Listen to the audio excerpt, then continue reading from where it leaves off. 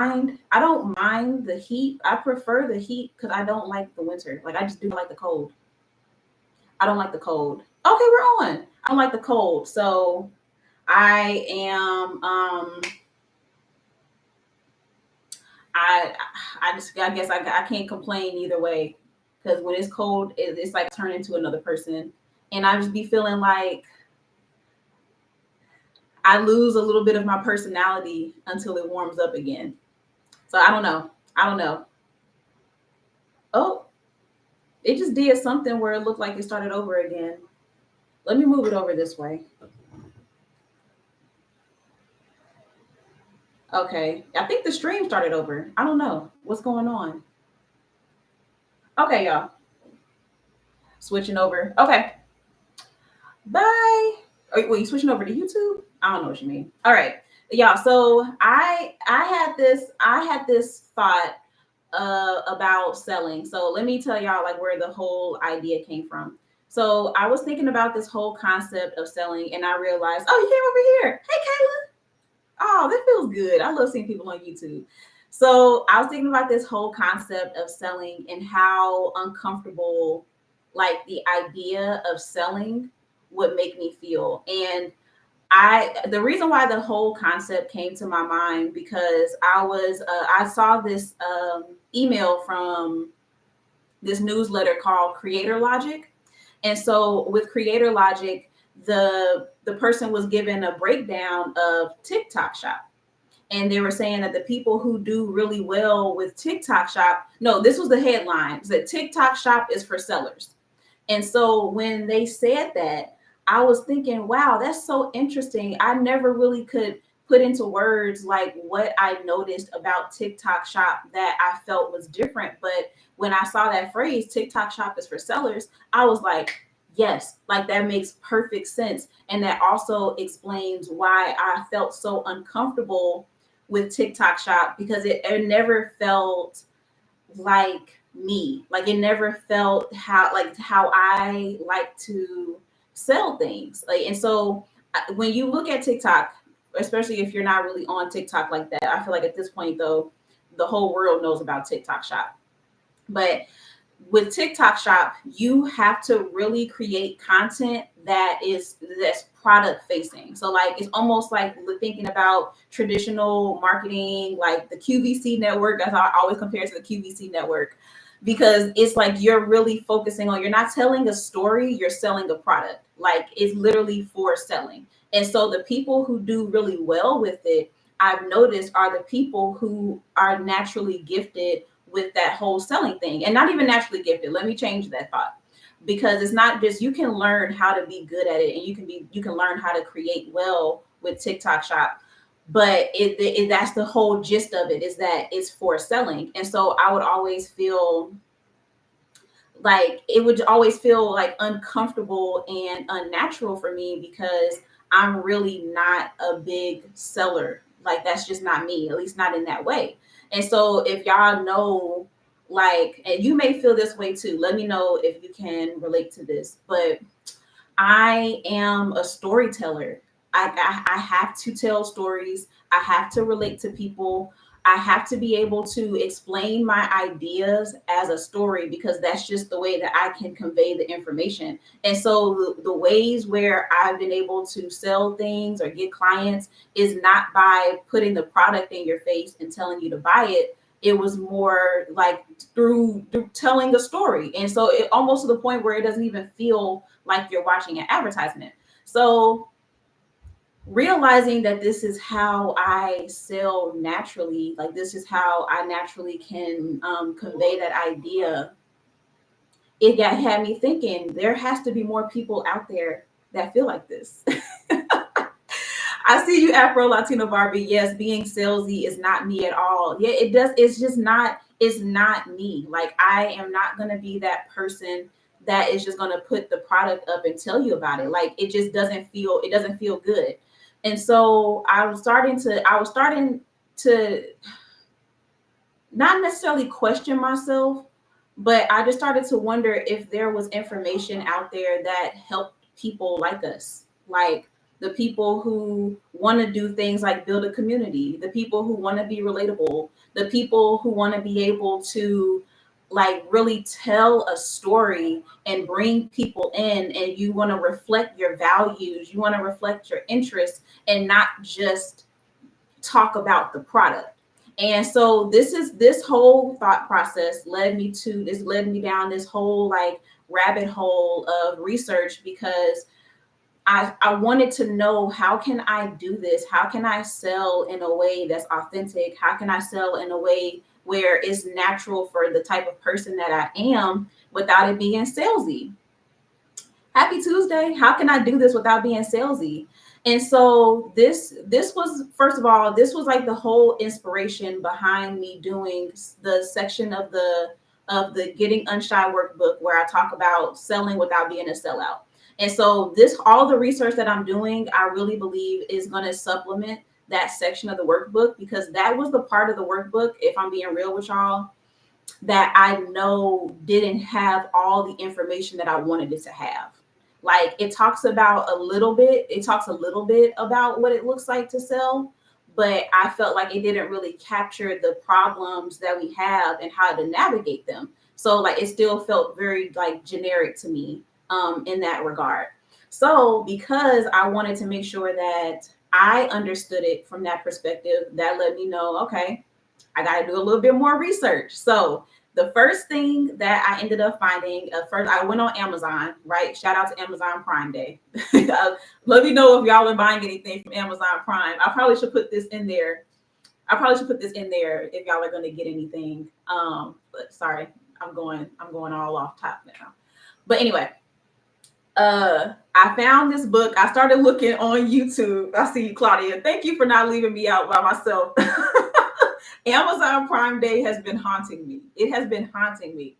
So y'all, like, I don't know if there's as somebody who's a seller on there, because my book is on Amazon, I don't know if there's automatically deals for your products, or if you have to set up the deals. I actually have no idea how that works on from the like business side of things or the brand side of things. But it would be really dope if you are going to be participating in Prime Day, to support a business that aligns with your values. That's what I'm going to say. I'm going to leave it at that. So if you're trying to support Black-owned businesses, if you're trying to support minority-owned businesses, if you're trying to support women-owned businesses, like really use this opportunity with the deals that you're going to get with Prime Day to support businesses that uphold your values. Thank you for the goggles. I appreciate that. So yeah, so do that. So whether that's me or somebody else, just support a business that aligns with your values.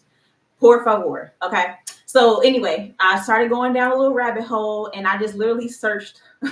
I searched for books for selling for introverts. That's what I looked up on Amazon. And so when I looked up selling for introverts, there was actually like a whole list of books that popped up. And I was really like, I made my decision based off vibes.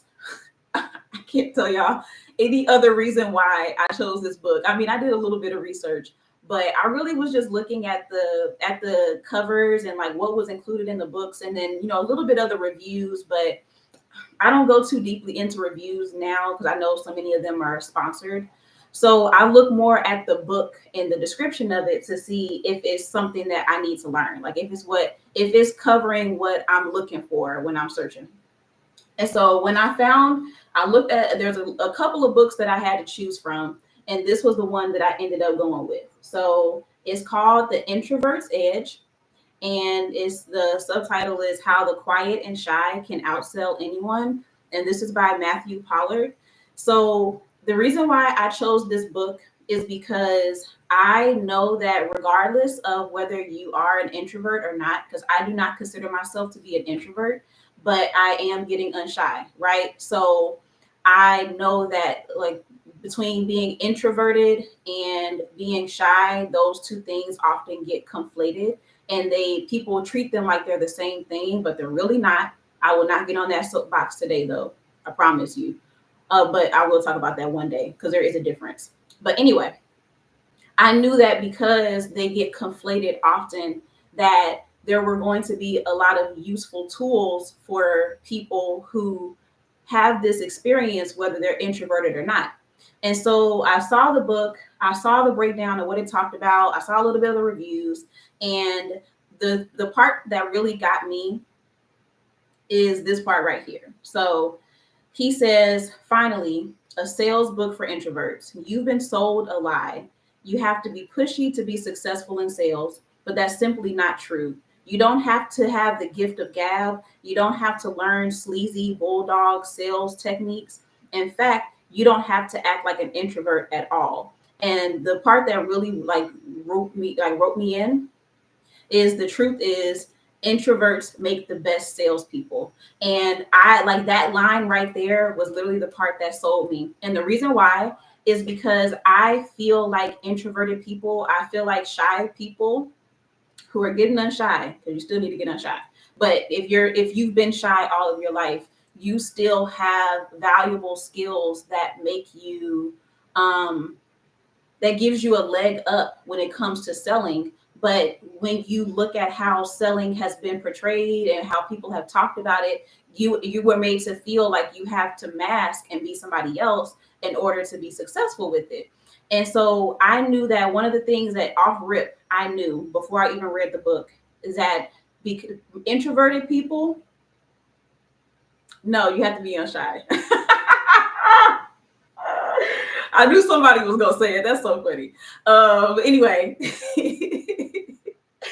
I knew like one of the top things that introverted people have, that shy people have, is they're good listeners. And one of the biggest things about selling is that you have to be able to listen and hear what problem people have in order to solve it. Like how many times have you been listening to somebody like give you some kind of sales pitch, or you watch something and the person is trying to sell something to you and they have made it very clear that they don't know anything about you.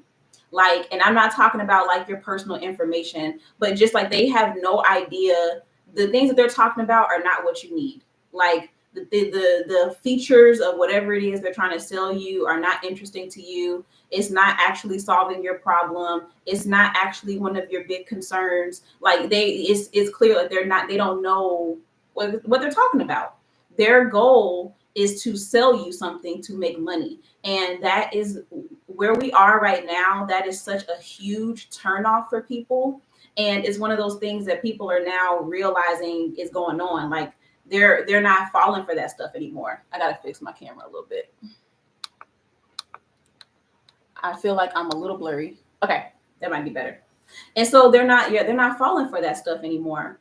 And so when I think about even for myself, and y'all probably can relate to this too, I've always been told that I'm a good listener.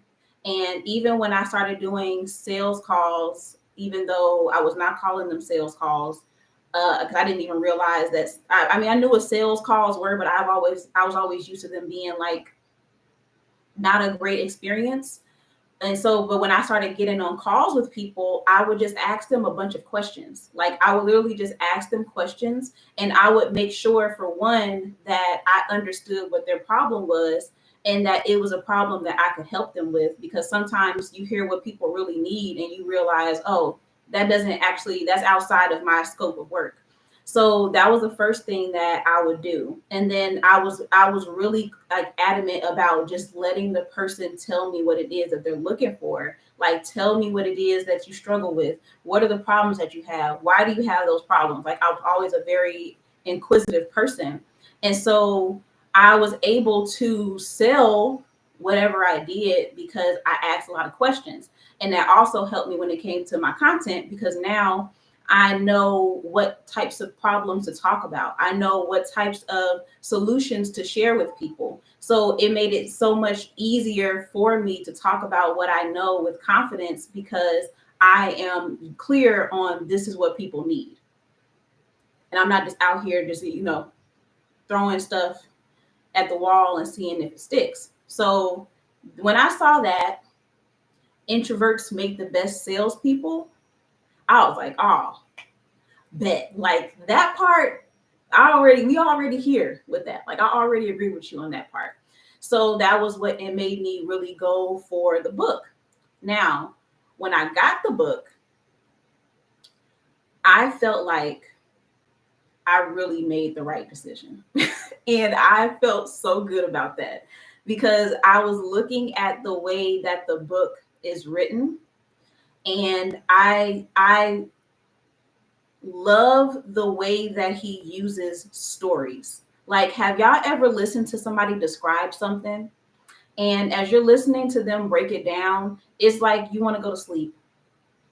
Like, you're just so extremely bored with what they're talking about. Like, it's like they just all they do is just like list things A through Z or one, two, three. This is what you do. I'm also that kind of person.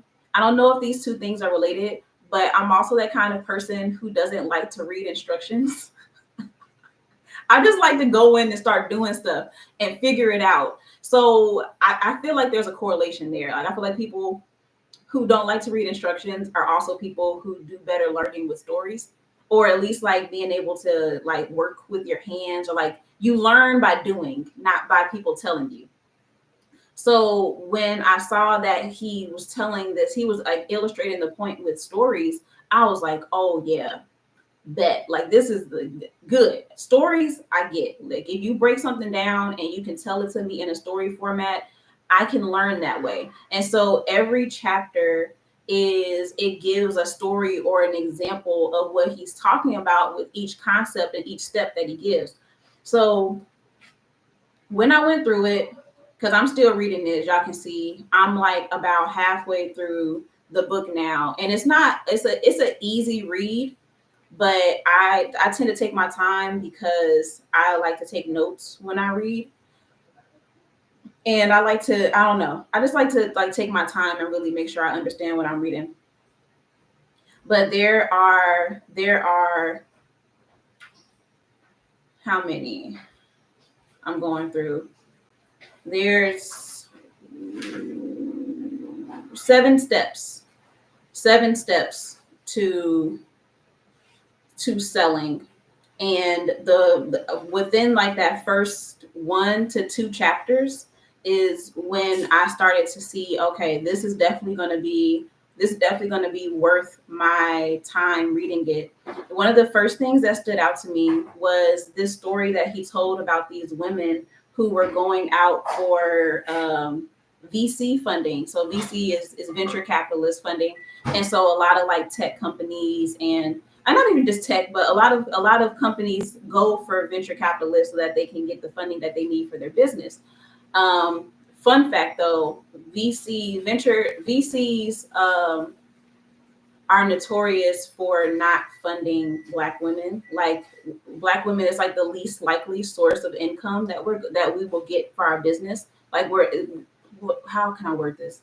We're least likely to get funding from VCs.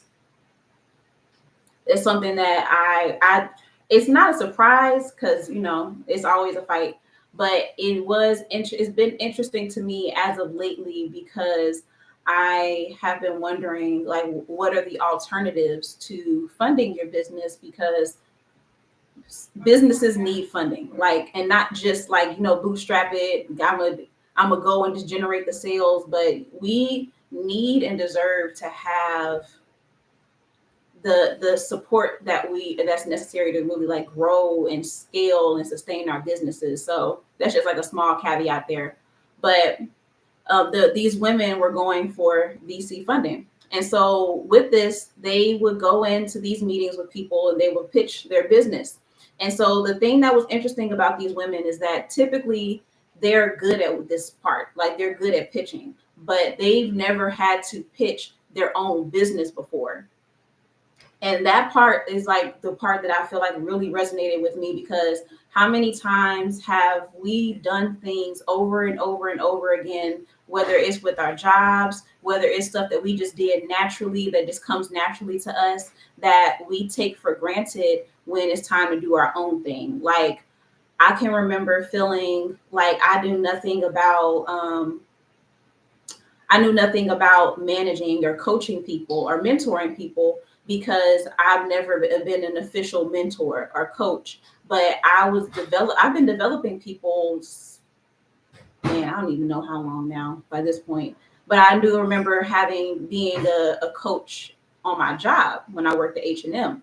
So it's like I've literally trained people, but for some reason, when it comes to doing this for my business, now I start to feel like I don't know what I'm talking about. I don't know what I'm doing. And so the problem with that for myself and for these women is that it comes across as not being confident. So and when you're not confident in what you're doing, what you're talking about, that makes people nervous. It makes it hard for them to trust you because they don't know why you're nervous. They can just tell you're nervous. And so when you're starting to present what you know, what you're talking about, now you're not getting those opportunities because when you had the chance to put yourself in front of the right people, or when you had the chance to like take those opportunities, you did not come across as somebody who was confident in what they were doing. And one thing that I do know, because I've never pitched myself to a venture capitalist before, I have pitched myself quite a few times, but never in that capacity. But what I do know is that whether you're pitching to VCs or angel investors, or whether you're just pitching for crowdfunding, is that when you're first starting out, people are investing in you, like because what you're presenting to them most times is a concept. You don't have like the numbers just yet. You don't have a solid business just yet. You are really getting this person to invest in the idea and the concept. And so that's where you have to be.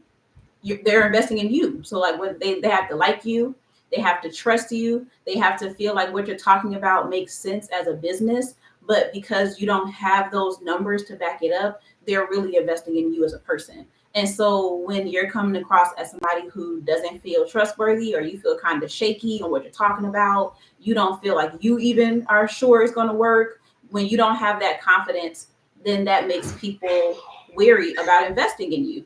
And all the while, you're just nervous, not because you don't think you have a good idea, but because you're so passionate about what you're doing that now you're worried about missing an opportunity, or you're worried that if this person doesn't invest, where am I going to get the money from? And so when he was describing this thing that they were experiencing and how this thing that they were good at doing now becomes challenging when it's their own thing and when it's like their own dream on the line, how their confidence starts to shift. And I I could resonate with that feeling that the people had. And so here's the feeling that he described. So when they're feeling anxious, or when you're feeling anxious, there's like a part of our brain that literally shuts down. Like I want to say it's like the amygdala. Don't quote me on that because biology was never really my thing. It just never was really my thing. I don't even know if that's really biology or not. I don't know. Look, the point is a part of your brain, okay? A part of your brain shuts down, and it's the part that helps you with reasoning. It's the part that helps you with long-term memory. And when that shuts down, is you're like literally like a little less smart than you typically are. And you're not able to like access, or that activity doesn't pick back up until you're no longer in that stressful situation. And so like our bodies don't know the difference between, oh, this is a fight or flight moment, and this is just a moment where I'm feeling stressed.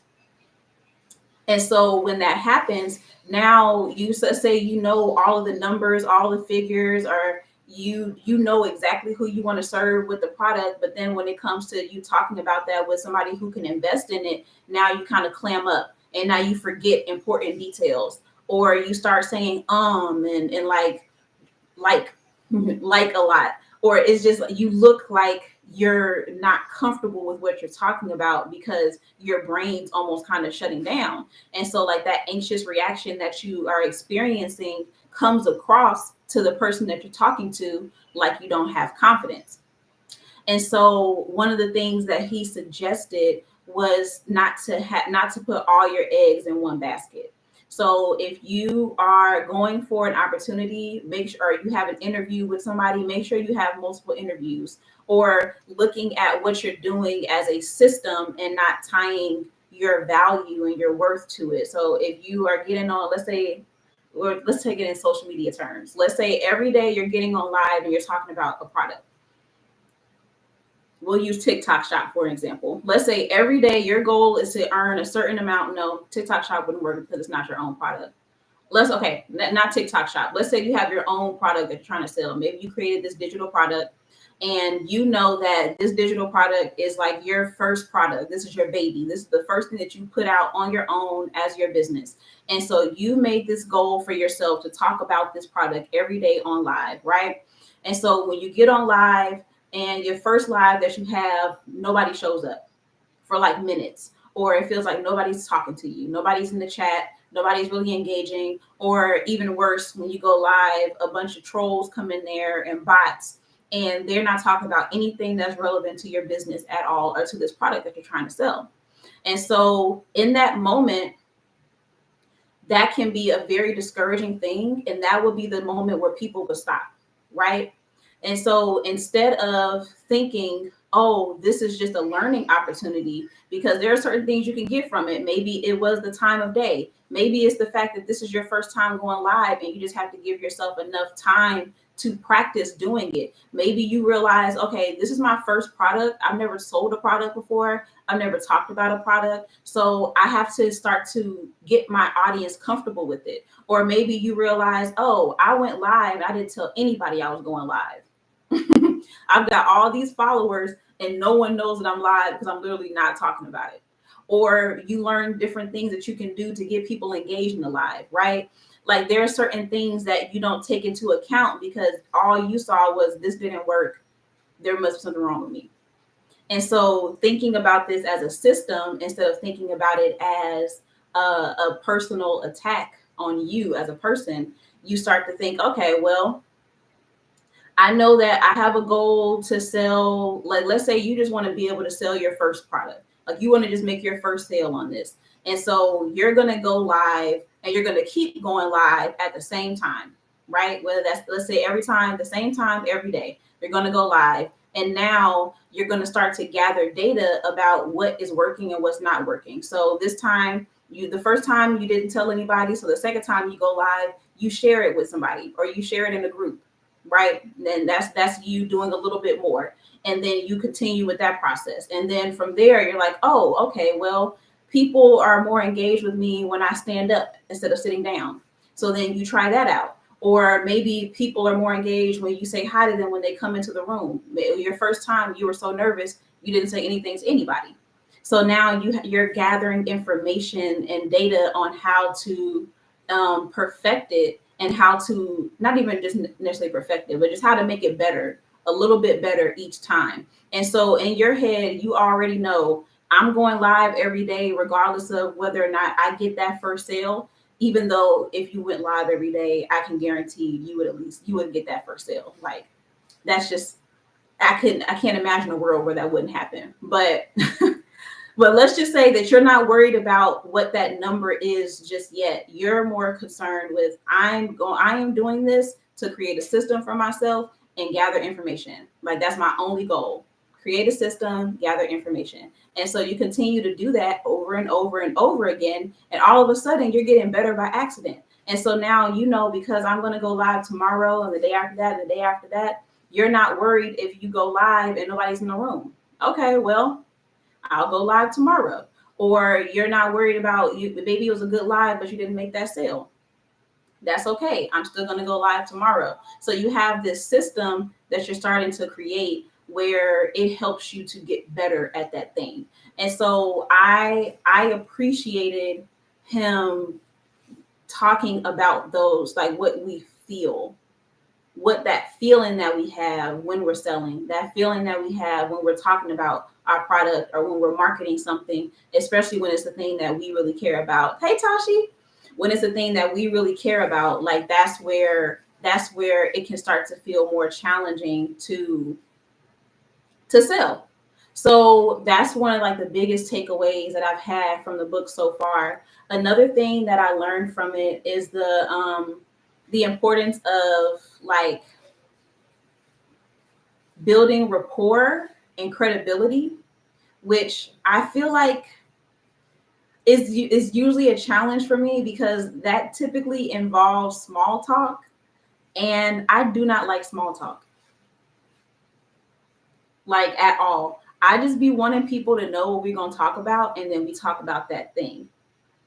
And that's a problem, especially when you're just meeting people, because it feels like here's the feeling that I be having, and maybe I'm the only one on this one, but it feels like if I don't talk about what we're here to talk about, then we're gonna get off track, or we're gonna get off topic. Like, and that's like a point of anxiety for me. That's even like a point of anxiety for me with like going live and having guests, because I get frustrated when I feel like the conversation is going off topic.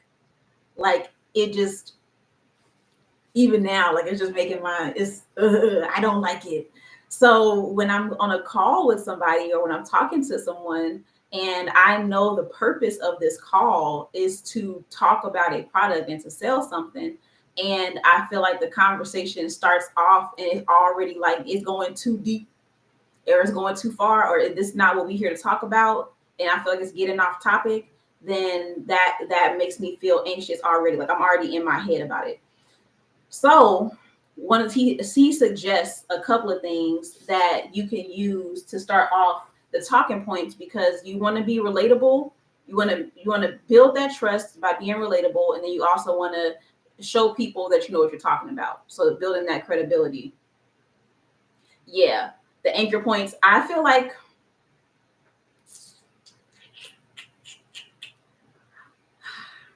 I would be interested to see what that looks like, what those anchor points would look like, because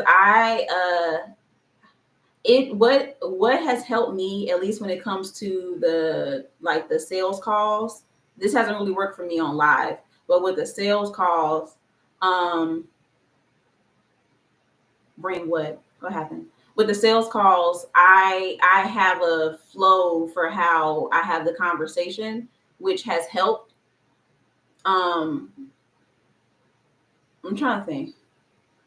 Yeah, for the most part, it doesn't get off topic. I'm able to bring it back, and it flows naturally. The anxiety just comes from like that, not wanting it to happen. Not that it happens often, but just not wanting it to happen. So it's more like it reminds me of this picture that I saw where they were talking about like there's like a line, and there's this circle, and like on this side it was like imagination or something like made up, and then reality was on the other side, and it was like the things that we're afraid of, or the things that we worry about, and there was like a very small amount of things that we're worried about that actually happen, versus the things that we um versus the things that are really just our imagination that we're afraid of but never really comes to pass. Like, we're way more afraid of things that don't actually end up happening in real life. And so I think that's the best way for me to describe what I be feeling. Like, a lot of the stuff is just like me pre-worrying. It's not the experiences that I continuously have. So yeah, I hope that made sense. So the suggestion that he gave for the conversation, like some ways to build credibility, and even just like some points for small talk, I felt like were really helpful. So here's some of them. And I think some of them I've done naturally, which is cool. I had a call today where we naturally started talking about the weather, which was very helpful, especially because the person I was on the phone with is in the UK. So I got to learn something a little bit different about them. But traffic, geography, weather, last holiday or upcoming holiday, if you're doing like an in person, you're doing door to door, complimenting the person's home. And if you're in retail, he gave the example of, I noticed you looking at blank. Is that why you came into the store? And so I my goal with that list, this is my promise to y'all. My goal with that list is to create some options that I feel are relevant to online. Cause like, especially the one about especially the one about like complimenting the home, or the retail one. There's like real like traditional sales, like the salesperson in the store, the person that's trying to get a commission, or the people that do door to door. I don't see myself ever doing door to door sales. I just don't know in what world that would make sense to me. But I can see some of the other topics being useful for like networking events, or for like a consultation that I have with somebody. So the rest of them are good. The last two, I was like, I get it, but how can I tweak that to make sense for like the online space? But the other ones I thought were dope because they're really like they're good conversation starters, and they can lead to something that doesn't necessarily have to dig too deep. And one thing that he did advise against is like asking people like how they're doing, like how are you. And that's one problem that I could definitely say that I've run into before, because for one, unless you genuinely have time to listen to what people are going through, it can come off as you not being a genuine person, which none of us want. But also, it can lead to some like really deep things that not it's not that you don't care, but that's not the purpose of this conversation. Like that leans more into like being a therapist or a counselor, and you don't want to lean into that space if that's not your expertise. So I liked that he made that distinction and he brought that up, because I will definitely like I've definitely made that mistake before. And then it kind of turns into a therapy session, which you don't need that on a sales call. You don't need that on a sales call. It feels uncomfortable saying it because I feel like it comes across like I don't care, but I promise I do. I promise I do. But I also don't like it feels irresponsible to bring it up if I don't have the time or the capacity to really talk with that person through whatever it is they're going through. So those were the other thing that I found really useful from the book so far. I'm trying to think of the last thing because I'm on chapter 3. I'm on chapter 3, but I think right now those are like the biggest ones, because this other chapter is talking about speaking to the right person, qualifications, which I won't get into that right now, but those are my biggest takeaways from the book so far. And so bringing it back to what I was mentioning earlier, because I told y'all there was two things that I was getting from this whole journey that I'm on with learning how to sell without being salesy, how to sell without being a sellout. Like, what does that look like? I learned this term branded content. And the reason why branded content is such an important phrase for me right now is because I felt like it gave language to the type of content that I create. Like, remember how I was saying earlier with TikTok Shop, I was using the example and I said that with TikTok Shop is for sellers. Like, TikTok Shop is really for sellers. You have to be able to sell. Thank you, Brittany. How are you doing? Let's do it again. It's a habit. But TikTok Shop is for sellers. And so when I look at the way that I create content, branded content is a way to bring personality to your brand. And that's like the easiest way for me to kind of like summarize it. And you see this with like the bigger brands where all you see on their website is like product photos, or on their like Instagram or on their TikTok, it's like really heavily focused on the product, but it's not actually telling a story. Like, it doesn't feel like a person's involved. It doesn't feel personable. It doesn't feel like it has like a personality, like I was saying. And so whether you're building a personal brand, which would be you being the face of that brand, or whether you already have a brand and it needs to have more of a personality, branded content is that thing that it brings it together. So some of the things that make branded content different from advertising, like regular ads, is that it focuses on storytelling, which is my thing. Okay. Storytelling. It focuses on putting the customer or putting your community first, which is a really big thing for me, especially because like if I don't know what people need, or if I'm not telling people that I can help them, or if I'm not coming across as somebody that's concerned about the things that my people care about, like what's the point in doing any of this? So it puts community first, and then it also showcases and puts into action the brand's values. So like think about that phrase, show don't tell. That's like what it does. And so instead of telling people I am a creative person, or one of my values for my brand is creativity, instead of telling you it's creativity, I'm gonna show you it's creativity with me being creative, or with me working with people and helping them to be creative, or doing things that are considered creative, like when I do the videos where I'm showing y'all how to style something, or if you see me editing a video, or if you see even the type of equipment that I use when I make my content, like all of that is under the umbrella of being creative. Or even when you see me try new things or experiment with things, all of that's creativity. And so I don't have to tell you that creativity is one of my values. I'm showing you.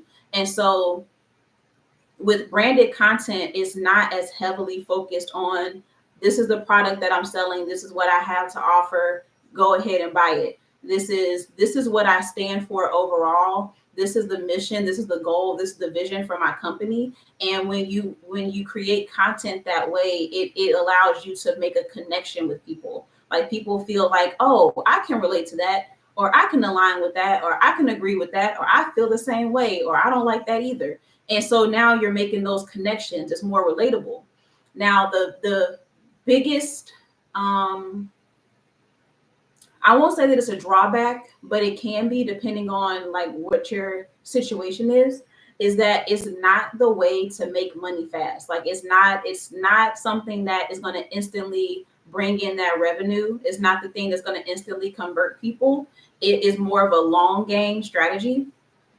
But when you do, you really have people that feel connected to your brand. You really have people who align with it. You have people who want to know everything that you're doing. They follow everything that you have going on, because they've become a part of that space. That they've made themselves a part of that community. And so it really is a way to build something that can last longer than a product or a service can. So when I looked at this breakdown of branded content and how there's still different ways to sell, but it's not as overt, or it's not as obvious as the traditional way of doing things, or just flat out making an advertisement, I realized that this is what I've been doing. This is one of those ways where not only am I building that community and I'm building that space, but when people come into it, they automatically want to know how they can work with you.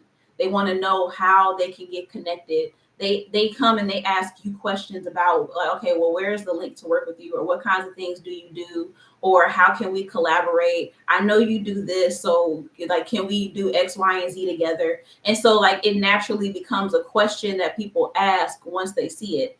And so I I feel like the combination of the book that I told y'all about, learning about selling as an introverted person, shy person, wherever you are on that spectrum, and then also learning about branded content, what that looks like and what that means, and how to not only execute it for myself, but how to help other people create their own content that way. I feel like I'm in a really exciting space to see how to bring those things together, because I don't believe that I'm bad at selling, and I don't hate selling. Like it doesn't bother me, but what does bother me is feeling like I'm doing it in a way where it doesn't feel genuine. It doesn't feel like me. Like I never want to come across as that person, for one, because y'all are gonna know it and you're gonna be turned off by it too. But because it's not for me a sustainable way of growing and building something. So I'm really excited to be learning it. Like I said, I'm still working through the book. I'm still learning different things, but my goal with it is to present it to y'all as I'm learning these new techniques, these new options, because I know that selling is a sore point for a lot of us. Like, a lot of us do not feel comfortable with it. A lot of us do not feel like we're good at it.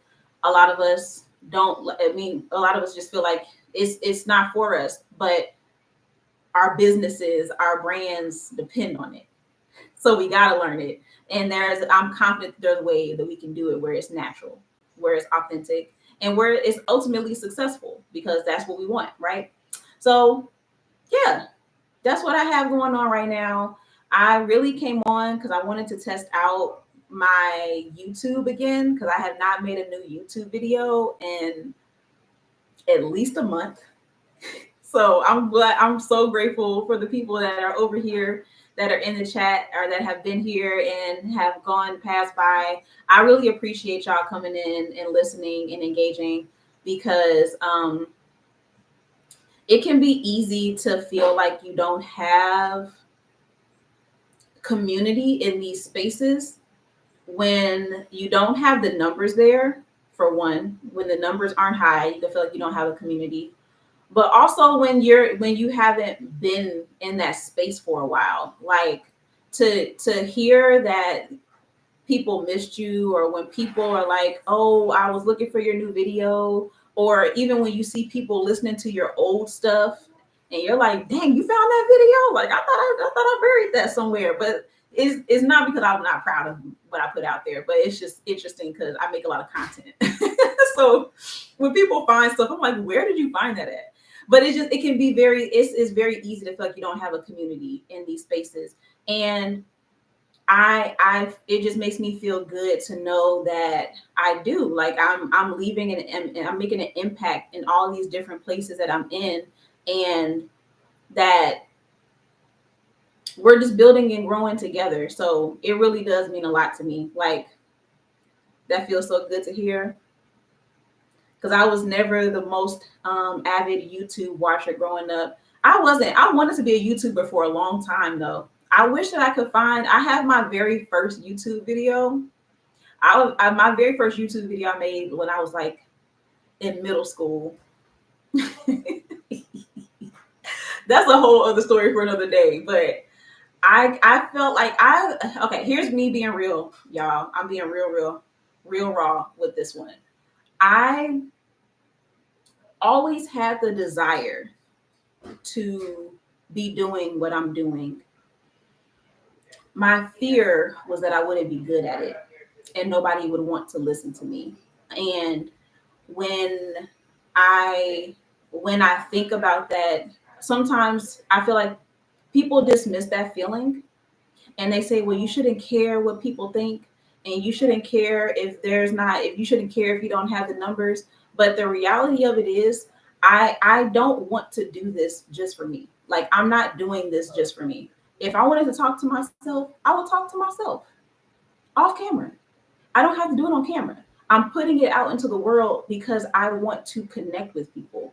I want to help people. And so it doesn't feel good when you put something out there and it doesn't feel like there are people who need it, or it doesn't feel like people are listening, or it doesn't feel like it's helping or contributing in some way.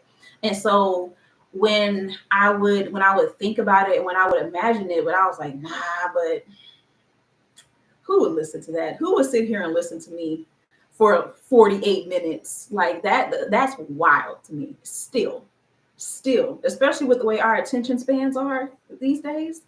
Anyone listening to me for any length of time that's not a second is just incredible.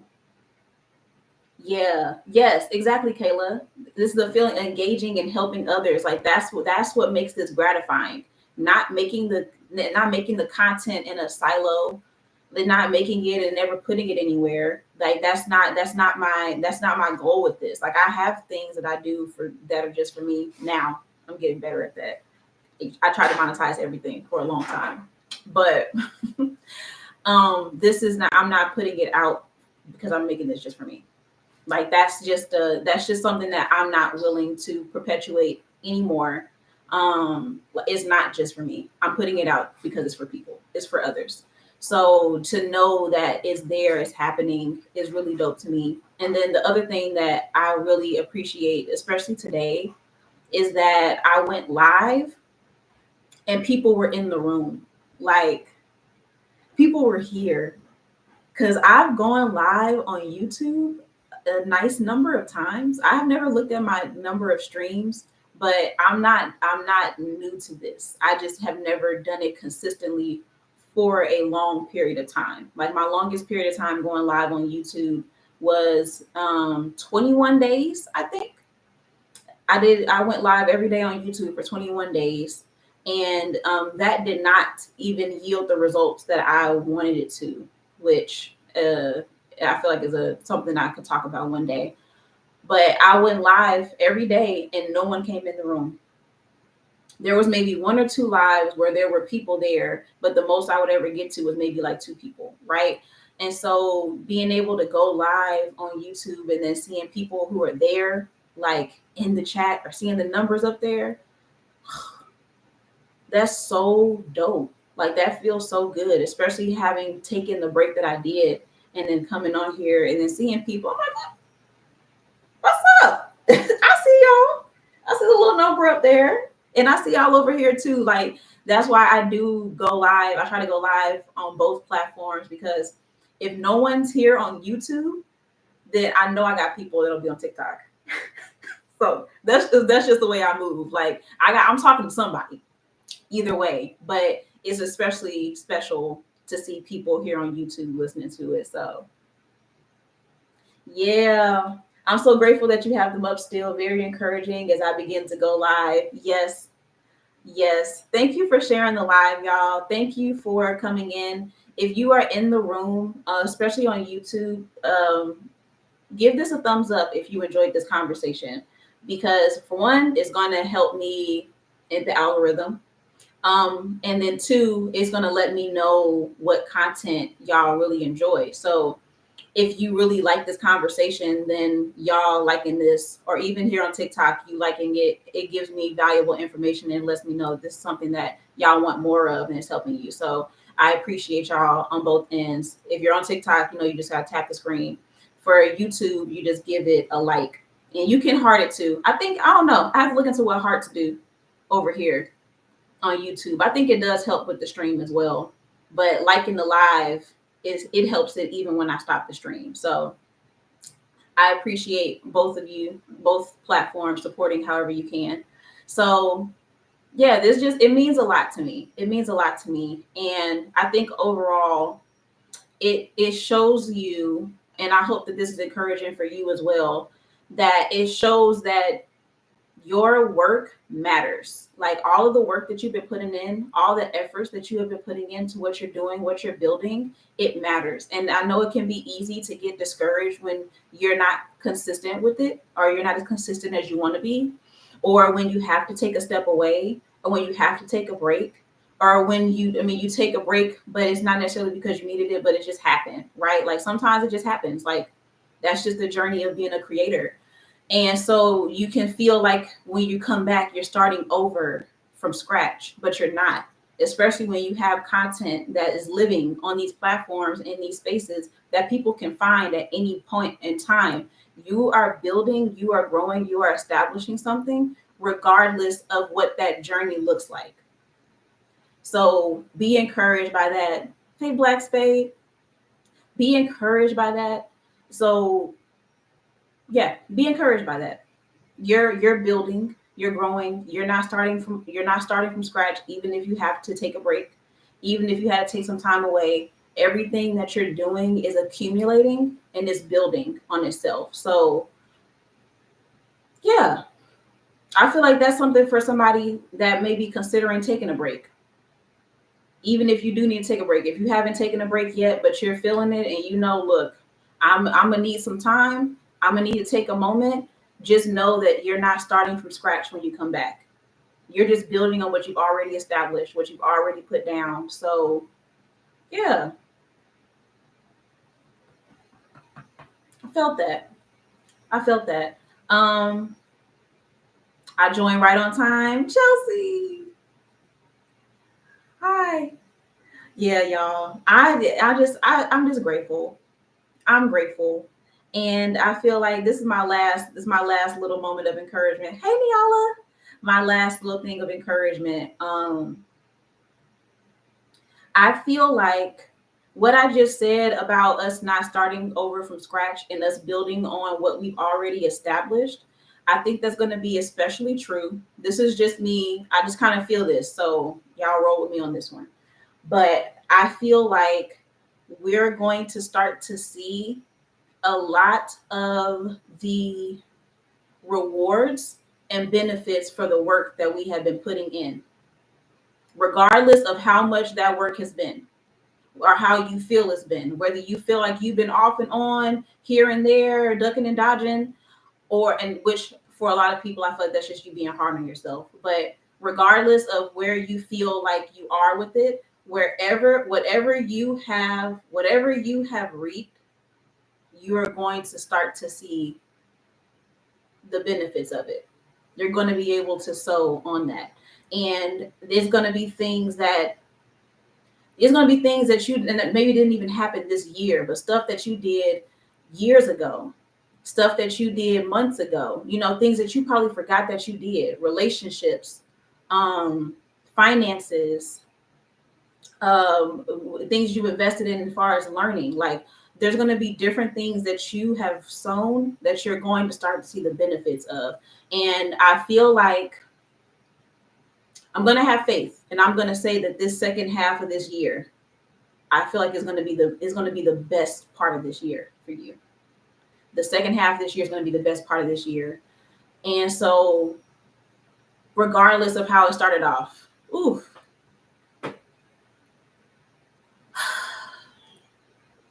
hey Daphne, I saw you. I didn't get to read your comment yet, but I see you there. I hope you're doing well. And just take a moment, y'all, to just take a moment to breathe and tell yourself thank you for what you've done. So many of us just work, work, work, work, work. And we don't acknowledge all that we have done, all that we have sown, all that we have poured. And it is not in vain. It's not in vain. And I'm excited. I want y'all to come back to this video and I want y'all to tell me exactly what is happening, what is going on in your life, what you are reaping as a result of your faithfulness, as a result of your kindness, as a result of your obedience, as a result of you just being a generous person. I can't wait to hear about it, y'all. I cannot wait to hear about it. Hey, Mikey, I don't know what that program is, but I hope that this is encouraging. I hope that this is on time for you. I think I've been feeling this for a while, but this is my first time voicing it. So yeah, it's time for gratitude. Like celebrate now, be grateful now because it matters. It's worth something. And I think about even for myself, like so many things that didn't work out, so many things that just this year did not go as planned, but I'm just hopeful. Like I'm just not in that same place that I was like even last year. Yeah, okay. Okay. Yes, yes, Chelsea, cracking it open. Yes, I love that, Daphne. Focus, keep going, have faith. Know that what you've done is not in vain. And I just feel like it's gonna be I just feel like it's gonna be miraculous, like things that don't even make sense. So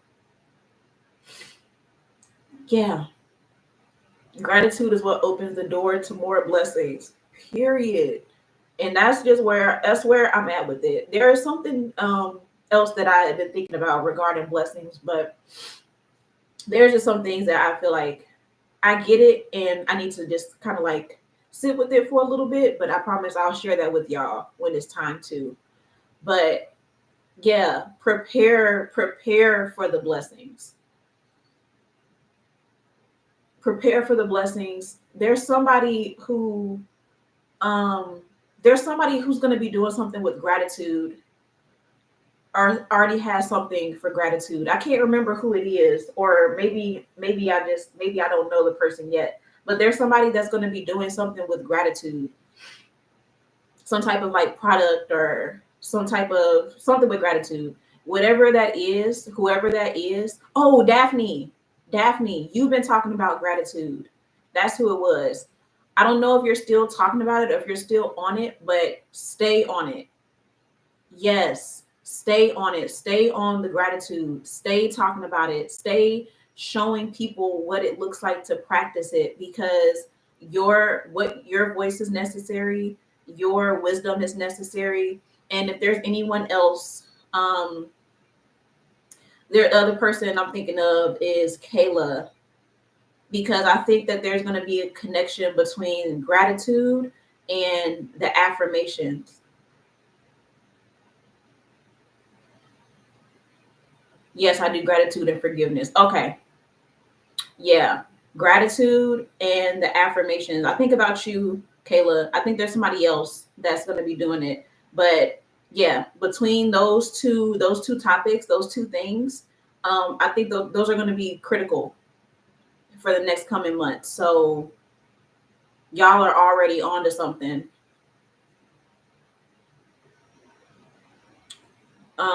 You asked to do it this morning. What affirmations? Which thing? Oh, I keep hitting this mic, y'all. You got it down, Kayla? Okay.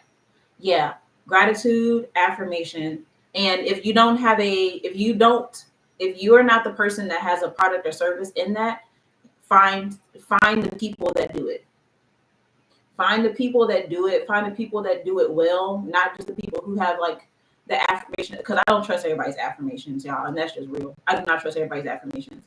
But the people who really do this for real, the affirmation people, the gratitude people, get connected to those resources, get what you need so that you can make it a part of your practice. I'm going to be doing it. I already know who my two people are.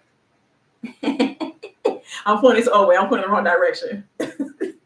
But yeah, make that something that you're intentional about. And when the blessings come,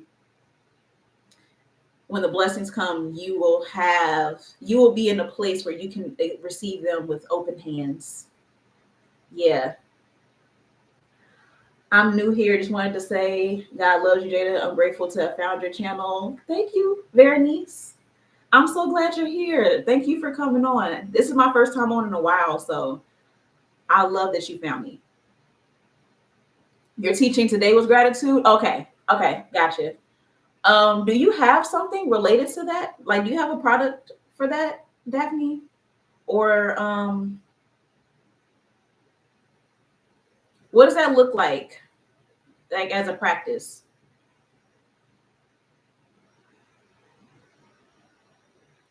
Because I know you do them live, and I know you do like the readings. I'm wondering, Winslow, what's up? Yeah, but we'll be. I'm excited for it. I'm excited for it. I had to get that off my chest though, because y'all know how I am. Like, if it's there, I gotta say it. I gotta put it out there.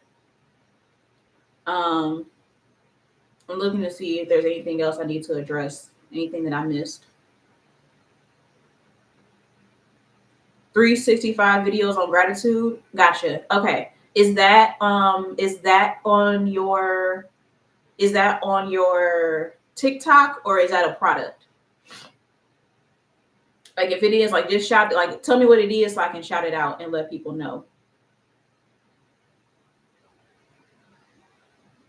And then with Kayla, if y'all, I'll tell y'all who to follow now if you want to know who I suggest for these things. So Daphne Clark Hudson is the person, that's her name on TikTok. That's the person that is focusing on gratitude.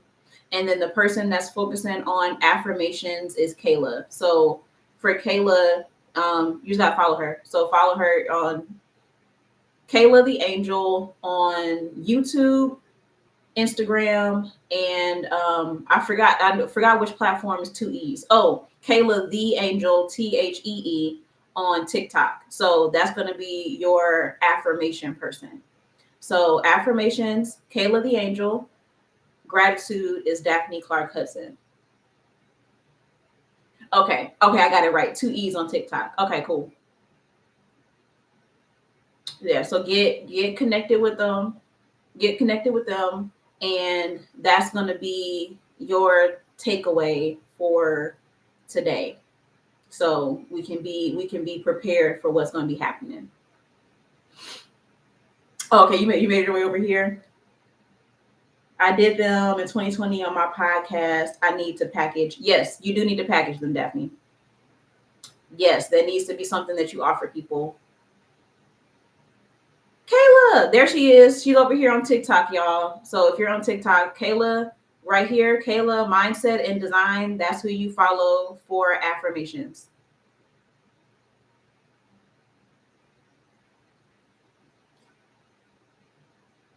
Okay.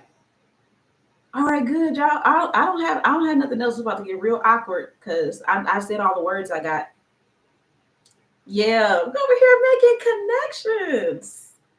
Look at that. There's no one over here. I'm looking at my computer. Here we go. Yes.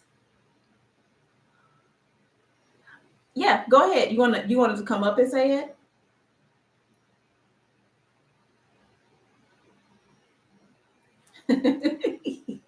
I think I like the hand heart emojis better over on YouTube.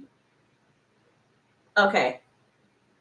Um, I'm gonna give the disclaimer. If it can be something quick, that would be great because I've been on for a while, so I'll be getting nervous. So I don't want to be on for too long. Okay. Oh, let me bring you closer so they can hear you over here. Okay, greetings. Yes, it's very quick. Hey, Daphne. Hi, greetings, family. I have learned to be very obedient, and Spirit wanted me to tell you this, and I would be remiss if I did not say it. So, Okay. thank you for allowing me. Of I am course. not sure whether you know what happened to you in this message, Okay. but I want you to continue to be obedient. Whenever Spirit gives you something to speak, speak it. You don't need to dilute it. Just speak it as authentically as the Spirit gives you to do, because it's part of what you are supposed to be doing. And that was powerful. That's all. Thank you, Daphne.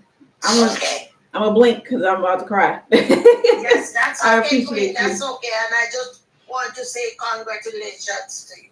Thank you. All right. Thank you for letting me come up. I appreciate you. I love you, Queen. Love you. Mm.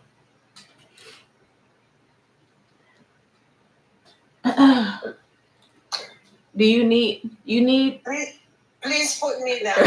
okay, hold on. There it is. Okay. Could y'all hear on YouTube? I try to put it as close to the mic as possible. Thank you, Daphne. I receive it and I will be obedient. That's crazy because obedient, um, that has been a theme. That has been a theme. Nothing bad. Nothing bad. If y'all want to see the whole conversation, I'm on YouTube, so I would really encourage y'all to listen to it, especially this last like 20 minutes, because it's been really good. But it's nothing bad at all. Yeah. We do. We definitely do. Yeah.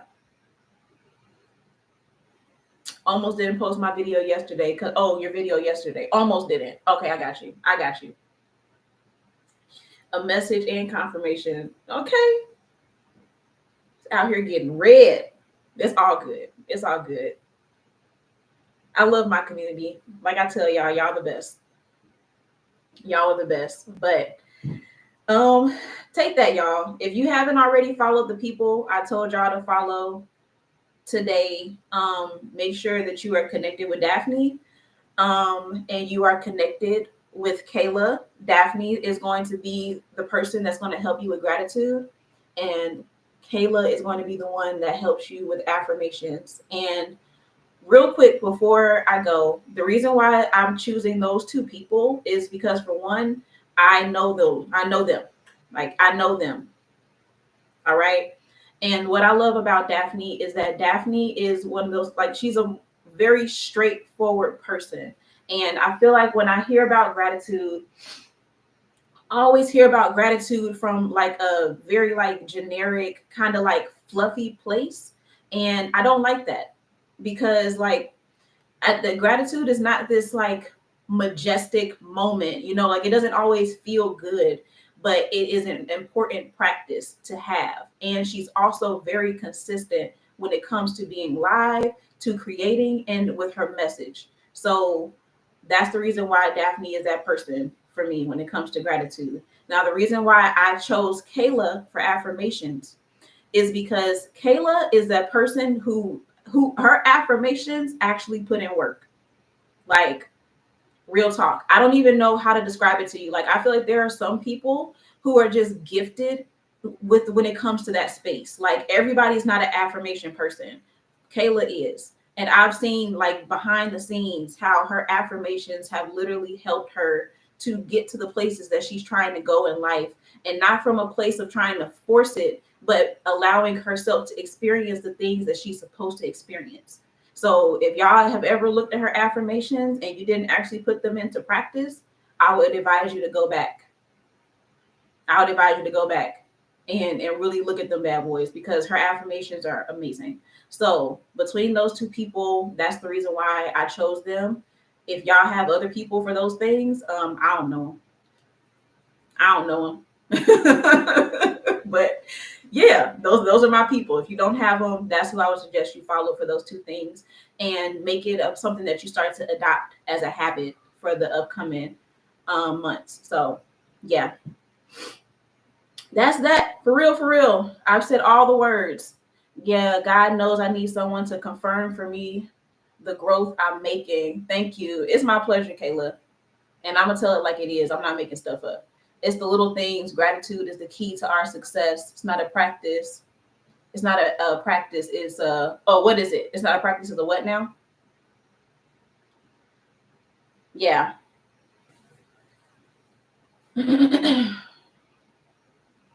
Am I missing something? Did I misspeak? Let me know before I get off of here. I'm trying to fix this mic. It's a lifestyle. Okay, I got you. All right. Well, y'all heard it. Y'all heard it from me. Y'all heard it from the other ladies. And that's all I got. I'll be back one of these days. Don't hold me to a day just yet, because I'm still working through my life. I'm still working through my life, but um, I have a couple of things that are coming up, that I'll talk about. I'll talk about later. I really just want to take a little moment for myself, y'all. I don't have no more words for real. But thank you. I appreciate y'all. I love y'all. I hope that y'all have an amazing rest of your day. I will be back live on some platform tomorrow. I might do it on both again, just to keep the momentum going. But if I'm not on YouTube, then I'll definitely be on TikTok. So, and if I'm on YouTube, it's because I'm on TikTok too. Either way, y'all will see me. All right. I love y'all. And I'll talk to y'all soon.